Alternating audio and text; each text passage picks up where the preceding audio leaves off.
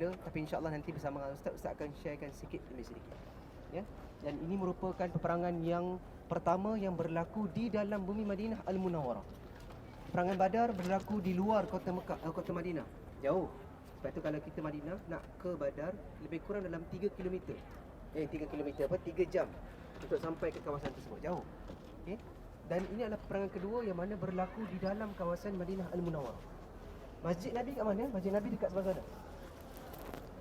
Bukit Uhud kat mana? Bukit Uhud kat sini. Ia berlaku di kawasan utara Madinah Al-Munawwarah. Okey. Jadi insya-Allah nanti masa ziarah tambahan kita akan pergi betul-betul dekat bawah bukit kaki Uhud tu, kaki bukit Uhud.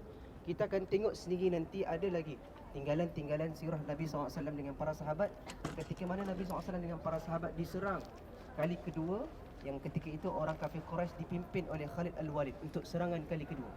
Maka Nabi SAW dengan para sahabat melarikan diri untuk menyelamatkan diri. Bukan mengalah, tapi menyelamatkan diri di bawah kaki bukit Uhud. Jadi ada 3 peristiwa. Nanti insya-Allah Ustaz Al-Fadhil Ustaz akan sharekan sikit insya-Allah. Boleh ni? Tapi sebelum saya serahkan pada Ustaz, ya, kita pun dah sampai dekat kawasan yang penuh dengan sirah bagi Nabi SAW. Boleh tak sama-sama kita selawat 3 kali? Boleh Okay, 1, 2, 3. Allahumma salli ala sayyidina Muhammad wa ala alihi sayyidina Muhammad. Allahumma salli ala sayyidina Muhammad wa ala alihi sayyidina Muhammad. Allahumma salli ala sayyidina Muhammad wa ala alihi sayyidina Muhammad. Baik. Boleh ke kalau kita rapat sikit dan rapat sikit? Sebab ilmu ni nombor satu dia kena rapat, tu masalah dia. Baik. Nak duduk pun bagus. Boleh rehat, nanti berdiri lama. Kalau nak duduk pun boleh. Boleh ya?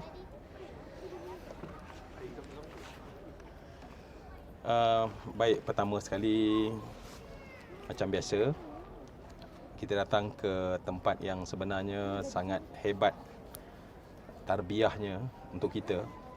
Seandai Allah bukakan pintu hati kita. Dan tempat ini tak ada apa-apa, seperti juga bukit-bukit lain, padang-padang kosong yang lain. Seandainya Allah tak bukakan mata hati kita kepada sesuatu yang berharga untuk kita, ya. Dan marilah kita berdoa, sebab pasti kita takkan lama di sini. Namun ya Allah, dalam tak lama ni kami nak dapat beberapa pengajaran yang sempat kami ambil dalam tempoh yang sekejap ini. Baik, kenapa tempat ini sangat penting? Kita tahu sebab kita berada pada tempat, kalau dari sudut sejarah, inilah peperangan yang betul-betul pertama yang Nabi bersedia untuk berperang. Ya, saya ulang sekali lagi. Inilah peperangan yang pertama yang Nabi bersedia untuk berperang. Kita tentu tanya kan, perang sebelum tu? Perang Badar. Perang Badar, dia sebenarnya bukan Nabi keluar untuk berperang. Nabi tak keluar daripada Madinah setelah turun perintah. Nabi keluar bukan untuk berperang. Nabi hanya keluar untuk menghalang rombongan dagang yang datang daripada orang Quraisy yang berniaga di Syam, dan kemudian balik, dan rombongan dagang itu adalah menggunakan harta umat Islam yang mereka bekukan, rampas, dan kemudian mereka perniagakan dengan tujuan supaya nanti akan dapat menjadi kekuatan kepada mereka untuk menghancurkan orang Islam yang telah membina daulah di Madinah. Dan Nabi keluar, dan Nabi tak prepare pun untuk berperang. Nabi hanya keluar untuk menghalang rombongan dagang itu daripada balik. Itu saja isu dia. Tetapi Allah Subhanahu Wa Taala memerintahkan supaya para sahabat, dan akhirnya orang Quraisy sendiri membuat keputusan untuk berperang, dan akhirnya berlakulah perang Badar. Jadi perang Badar bukanlah perang pertama sebenarnya yang Nabi keluar untuk berperang. Nabi keluar untuk berperang adalah dalam medan Uhud. Sebab tu Nabi pakai 2 baju besi, dan Nabi bawa pedang yang terhunus pada pinggang Nabi SAW. Baik, tak sempat tentunya kita nak cerita semua dengan mendalam. Sebab dalam keterbatasan masa ni, marilah kita cuba mengambil pengajaran daripada tempat yang tadi Ustaz Zuhali kata dah, Nabi dan Siti Fatimah pada setiap Sabtu akan datang sini secara rutin. Datang dan menziarahi makam syuhada Uhud, terutamanya Sayyidus Syuhada Sayyidina Hamzah bin Abdul Muttalib. Jadi di sini memang Nabi akan menjadi rutin, Nabi mingguan. Nabi tetapkan secara mingguan dan kemudian diikuti oleh Siti Fatimah selama mana dia hidup, maka dia akan datang menziarahi tempat ini. Dan kita tentulah tak boleh kot ke datang ni Sabtu depan. Kan? Mana ya? Jadi jom kita datang pada kali ini dan kita cuba. Dan kita sedang berada pada tempat yang di hadapan saya adalah makam baru yang sebelum ini makam ni bukan di sini, makam ni adalah di sana. Ya. Tempat yang bas kita tadi. Sebab medan pertempuran yang sebenar adalah di sana. Tetapi apabila mereka ini syuhada ini biasanya ditanam di mana mereka itu meninggal, syahid. Dan kemudian bila kita tengok kawasan itu ialah kawasan lembah ya. Dan kawasan lembah biasanya bila hujan yang datang lebat, maka biasanya dia akan membongkar makam tersebut yang menyebabkan akhirnya dibuat keputusan akhir sekali dipindahkan ke sini. Jadi di sini bukanlah tempat asal tempat makam ini. Namun makam itu ada di sini. Maknanya makam mereka itu ada di sini. Dan kita lupakan sebentar fakta. Mari kita masuk melihat apa yang Allah kata di hadapan kita ini. Allah kata apa dia? وَلَا تَحْسَبَنَّ الَّذِينَ قُتِلُوا فِي سَبِيلِ اللَّهِ أَمْوَاتًا بَلْ أَحْيَاءٌ عِنْدَ رَبِّهِمْ يُرْزَقُونَ. Allah kata janganlah sekali-kali kamu menyangka bahawa mereka yang mati di jalan Allah. وَلَا تَحْسَبَنَّ الَّذِينَ قُتِلُوا, mereka yang terbunuh di jalan Allah itu amwat. Mereka adalah seperti mayat-mayat, jenazah-jenazah yang ada di sekitar lain di bumi ini. Tetapi mereka hidup di sisi Allah Subhanahu Wa Taala dan mereka diberikan rezeki.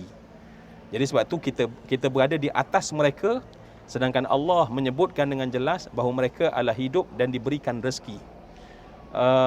Semua yang saya kasih sekalian, sebab itu sebentar nanti kita akan beri salam bersama-sama insya-Allah kepada mereka-mereka yang syahid, yang mereka hidup kata Allah di medan, mereka yang hidup di alam barzakh yang kita tidak tahu alamnya bagaimana. Dan kita tahu kenapa kita datang, bukan kita nak mendoakan mereka sebab kita lebih daripada mereka, tetapi kita harap, ini penting sangat. Sebab kita harap nanti di hari akhirat, golongan syuhada di antara orang yang akan Allah beri izin untuk berikan syafaat. Dan kita datang ke sini dan kita minta, ya Allah, semoga Allah Subhanahu Wa Taala menjadikan rezeki kita disyafaat oleh Sayyidina Hamzah bin Abdul Muttalib. Kita harap kita semua akan diberi syafaat oleh Abdullah ibn Jahash. Kita harap kita akan diberi syafaat oleh Mus'ab bin Umair. Dan kita harap 70 syuhada Uhud akan memberi syafaat kepada kami dan kafilah ini. InsyaAllah. Ya. Jadi sebab tu jangan kita rasa dia orang tu tak confirm lagi syurga. Dia orang dah confirm syurga. Sebab syuhada adalah saat mati sahaja maka mereka akan masuk dalam syurga bighairi hisab. Baik, semua yang saya kasih lain, jom kita bagi salam dulu. Assalamualaikum ya Sayyidus Syuhada Hamzah ibn Abdul Muttalib. Assalamualaikum ya Abdullah ibn Jahash. Assalamualaikum ya Mus'ab bin Umair. Assalamualaikum ya syuhada Uhud. Assalamualaikum ya syuhada Uhud. Assalamualaikum ya syuhada Uhud. Baik, nanti kita akan mula berjalan balik, tapi kita ambil kesempatan untuk lebih dekat supaya kita sendiri secara personal kita pergi sana dan kita berdoa pada Allah. Kita berdoa pada Allah sebab mereka adalah orang-orang yang mulia di sisi Allah. Sebab di antara cara doa kita dimakbulkan adalah apabila kita bersama dengan orang yang disayangi oleh Allah. Jadi kita doa pada Allah dan kemudian dekat dengan kita adalah para syuhada. Baik, semua yang saya kasih sekalian, belah kiri kita, ya, mungkin tadi Ustaz Zuhaili dah sebutkan, di belah kiri kita adalah siapa? Jabal Rumah, bermaksud Jabal maknanya bukit, rumah adalah para pemanah. Ya, bukit para pemanah. Baik. Dan kita tahu bahawa di bukit inilah Rasulullah sallallahu alaihi wasallam menyusun strategi peperangan, dan apabila Islam dan bila tentera Quraisy yang dipimpin oleh Khalid bin Al-Walid kemudian menyerang, dan kemudian dia tak sangka bahawa Rasulullah punya strategi yang lebih ke hadapan berbanding dengan dia, dan kemudian mereka menyebabkan seluruh pasukan berkuda melanggar pasukan berjalan kaki, yang kemudian datang pasukan berjalan kaki di kalangan para sahabat dan menyebabkan peperangan berakhir dengan begitu cepat. Tolong betulkan satu fakta. Ada di kalangan orang bercakap para sahabat mengumpul harta kerana mereka nakkan harta menyebabkan sahabat di atas bukit turun ke bawah. Tolong betulkan, sebab sahabat tidak pernah pergi berperang untuk mencari harta benda, mereka hanya benar-benar mencari keredaan Allah Subhanahu Wa Taala. Sahabat bukan macam kita. Bila mereka dididik oleh Nabi, mereka tak sama dengan kita yang Nabi 1400 tahun yang lampau. Kenapa para sahabat turun? Sebab para sahabat yang ada dalam perang Uhud, dia tak berperang di perang Badar. Sebab perang Badar, peperangan yang paling ringkas dan singkat. Seorang yang memerah susu unta, ketika mula meletus perang, belum habis perahan tersebut, peperangan telah tamat. 1000 orang berlawan dengan 313 dan tewas. Dan mereka sangka benda yang sama berulang. Mereka menyangka bahawa benda yang sama berulang. Walaupun Nabi dah menyebutkan, kalaupun kalian mendapati yang di bawah sama ada menang ataupun tewas, hatta dimakan oleh burung pemakan bangkai, jangan kalian turun. Tetapi mereka sangka bahawa sebenarnya itu hanya pesanan Nabi, tetapi nak bagi tahu bahawa kemenangan telah berlaku dengan begitu cepat. Dan berlakulah apa yang berlaku. Dan pada masa itulah saat yang paling gawat. Hari esok kita lebih detail sebenarnya, sebab kita akan melihat bagaimana baju besi Nabi yang di jubah Nabi akan basah lencun dengan darah Nabi sallallahu alaihi wasallam.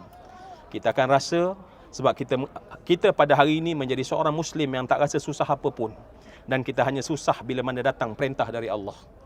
Para sahabat, mereka tak rasa susah pun perintah dari Allah, sebab mereka terpaksa berhadapan dengan tekanan daripada musuh. Baik, semua yang dikasih sekalian, nanti kita akan berjumpa, sebab Ibnu Abbas berkata, "Inda dzikri salihin tanzilur rahmah." Kita sebut beberapa nama orang soleh, rahmat Allah telah turun pada kita. Kita sebut je nama orang-orang soleh. Kita sebut nama, contohnya kita sebut tadi, kita menyebut nama Sayyidina Hamzah. Saya suka nak petik di penghujung ni nama seorang sahabat yang saya sebut tadi. Siapa di kalangan tu tadi? Nama dia? Mus'ab bin Umair. Baik, semua yang dikasih sekalian, kita pandang ke sana dan kita yakin Allah kata apa dia? Wala tahsabannal ladzina qutilu fi sabilillahi amwata. Jangan sekali-kali kamu menyangka bahawa mereka yang terbunuh di jalan Allah itu mati. Bal ahya'un. Bahkan mereka itu benar-benar hidup di sisi Tuhan dan mereka diberikan rezeki. Salah seorang yang hidup dan diberikan rezeki adalah syuhada Uhud. Di sana saya nak sebut nama seorang saja. Sebab saya tengok anak-anak muda pun ramai, masya-Allah. Dan dia tak lain dan tak bukan adalah Mus'ab bin Umair. Mus'ab bin Umair adalah disebut sebagai Muqri'. Gelarannya adalah Muqri'. Biasa kita dengar Muqri'. Muqri' ni adalah guru Al-Quran. Sebab dia dihantar setahun sebelum Nabi hijrah. Sebelum hijrah Nabi, setahun Nabi hantar Mus'ab bin Umair. Sebelum Nabi berhijrah. Maknanya hijrah ini berlaku sebenarnya, asbabnya adalah pengorbanan Mus'ab bin Umair. Tapi bukan itu yang saya nak cerita, sebab Mus'ab bin Umair adalah orang yang berhijrah bukan sekadar ke Madinah, tetapi pada tahun kelima kenabian, dia telah berhijrah ke Habasyah. Dan bila berhijrah ke Habasyah, maka pada ketika itu, apa yang kita dapati? Bahawa Mus'ab bin Umair telah pergi, sebab dia hijrah ke Habasyah kali pertama pada tahun 5 kenabian adalah pada bulan Rejab. Tetapi bila mereka sampai ke sana, mereka dengar berita-berita menyatakan bahawa orang Mekah dah menerima Nabi. Ketika itu datang rumus di sana, di Habasyah, di kalangan para sahabat yang melakukan hijrah ke Habasyah, menyangka bahawa sebenarnya orang Quraisy telah menerima Rasulullah sallallahu alaihi wasallam. Baliklah para sahabat, tetapi bila sampai ke perbatasan, mereka tengok orang-orang Quraisy tak berubah pun. Itu hanya berita palsu, berita yang tersalah didengar. Tetapi perjalanan ke Habasyah kita tahu kena merentasi Laut Merah untuk sampai ke Ethiopia. Semua yang dikasihi sekalian, saya nak cerita sikit je tentang Mus'ab bin Umair yang ketika digugur di sana, orang Quraisy bertempik dan berkata, Muhammad telah mati. Qad mata Muhammad. Qad mata Muhammad. Sebab saat direbah dan jatuh terhempas ke bumi dan dia berpaling wajahnya, sebab Mus'ab bin Umair wajahnya seperti wajah Rasulullah. Saya balik ke Mekah. Ketika itu nanti kita akan pergi insya-Allah ke Mekah, kita akan pergi, kita cuba cari di mana rumah Arqam bin Abi Arqam. Tempat pertama Nabi hari-hari mentarbiah para sahabat begini dengan turunnya wahyu. Dan ketika para sahabat yang datang yang pergi ke Habasyah balik jumpa Nabi, sebab rumah Arqam bin Abi Arqam di kaki bukit Jabal Abi Qubais tersebut kecil, maka mereka akan datang jumpa seorang demi seorang. Jadi sahabat Nabi datang seorang demi seorang jumpa Nabi sallallahu alaihi wasallam. Maka masuklah contohnya Ja'far bin Abi Talib. Dan ketika setiap sahabat datang, Rasulullah memberikan senyuman, sebab Rasulullah ni sayang dan rindunya pada para sahabat, masya-Allah. Jadi cuba bayang para sahabat yang pergi sekarang balik jumpa Nabi, maka Nabi rasa rindu dan Nabi senyum melihat para sahabat. Masuk sahabat yang lain, Rasulullah senyum. Masuk sahabat yang lain, Rasulullah senyum.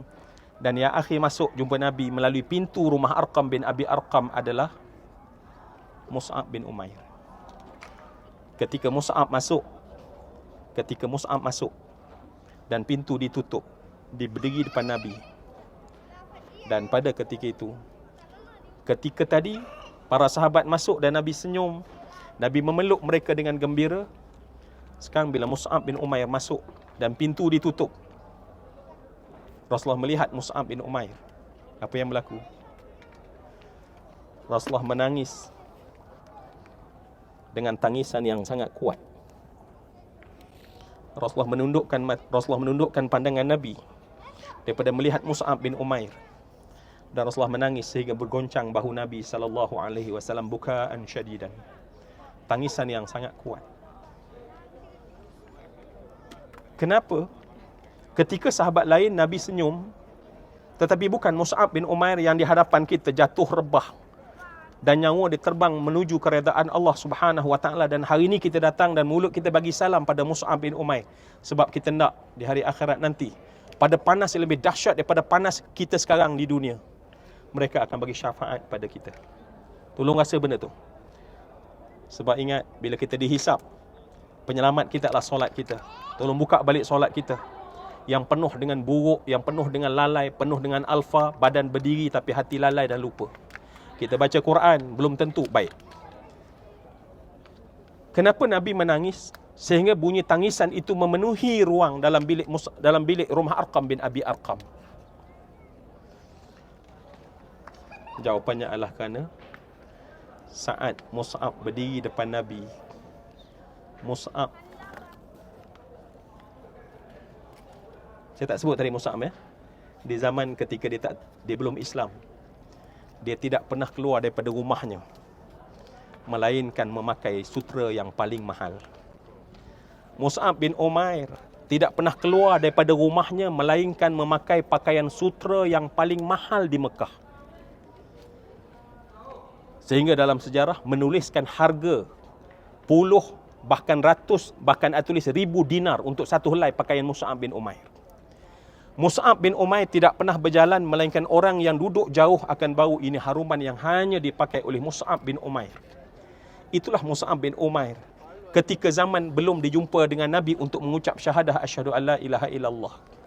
Sekarang dia sedang berdiri depan Nabi, balik daripada hijrah yang panjang daripada Habasyah, dan Nabi menangis sebab ketika dia masuk, dia berdiri, dia memakai baju yang terbuat daripada guni, yang paling murah, yang berjahit dan bertampung, dan kerana singkatnya sehingga nampak separuh betisnya, dan Nabi nampak betapa kurus keringnya betis Mus'ab bin Umair.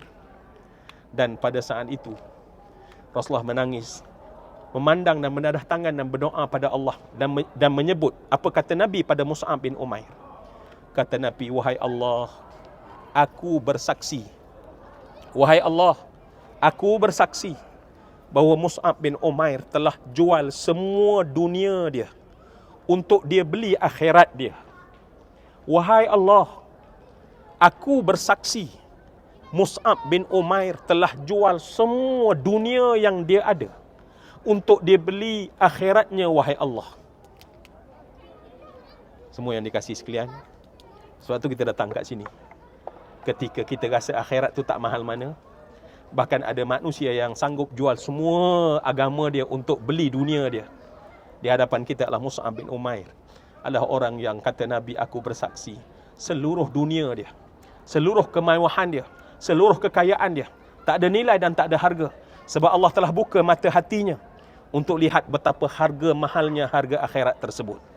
Benda ni yang kita nak nampak, sebab mata hati kita buta. Sebab yang kita tengok mahal adalah harta, yang kita tengok mahal adalah rumah besar kita, yang kita tengok mahal adalah kereta-kereta besar yang kita impikan.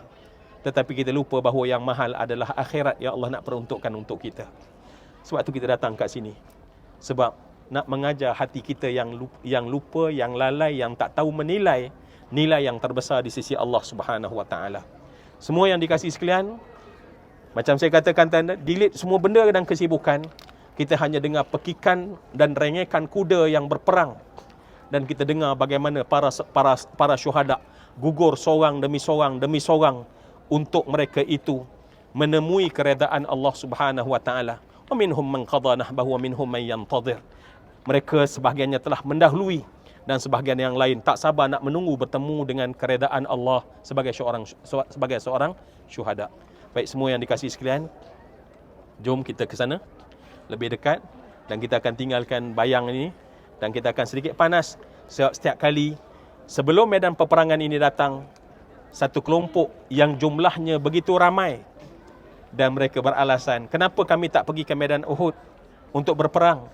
Sebab panas, perang Uhud sangat panas. Allah turunkan Al-Quran, wahai mereka yang kata bahawa sebenarnya perjuangan itu panas, neraka Allah jauh lebih panas.